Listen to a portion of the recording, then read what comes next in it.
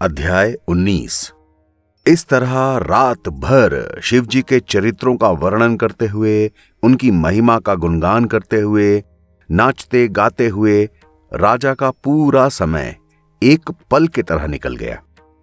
उसे अपने मन में शत्रुओं का कुछ भी भय न रहा।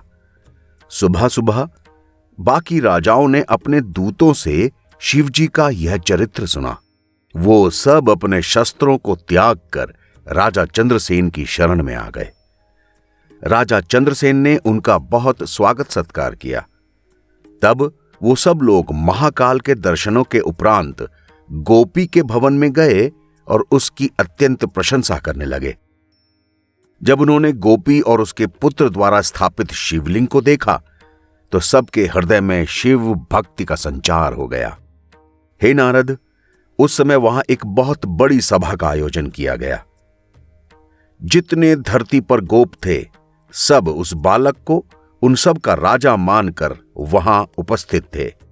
उसी समय हनुमान जी भी वहां पर प्रकट हुए।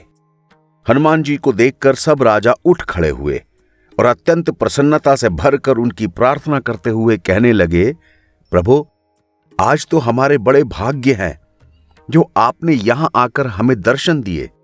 राजाओं की यह प्रार्थना सुनकर हनुमान जी ने सबको आशीर्वाद दिया। इसके बाद उन्होंने गोपी के पुत्र को अपनी गोद में उठाकर सब राजाओं को कहा, राजाओं, शिव जी का यह महाकाल नाम का लिंग अत्यंत प्रतापवान है।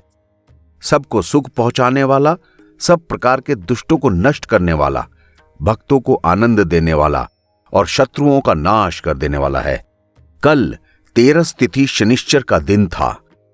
उसमें प्रदोष के समय इस गोपी के बेटे ने शिव जी का पूजन किया था।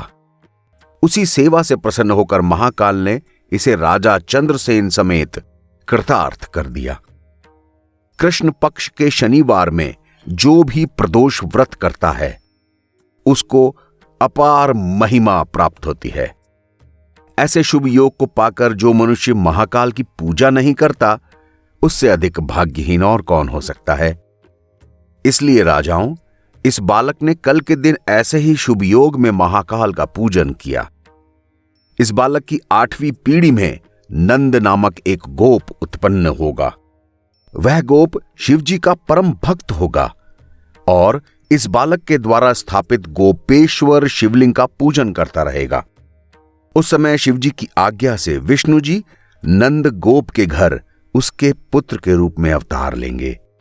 वो कृष्ण नाम से संसार में प्रसिद्ध होंगे और आज से इस बालक का नाम श्रीकर होगा। इतना कहकर हनुमान जी श्रीकर को शिव जी के पूजन की विधि को बताकर चले गए।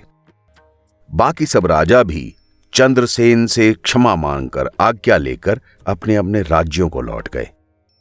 हनुमान जी के अनुसार श्रीकर शिव जी की यथाविधि पूजा करने लगा और अंत में राजा चंद्रसेन समेत परम पद को प्राप्त हुआ।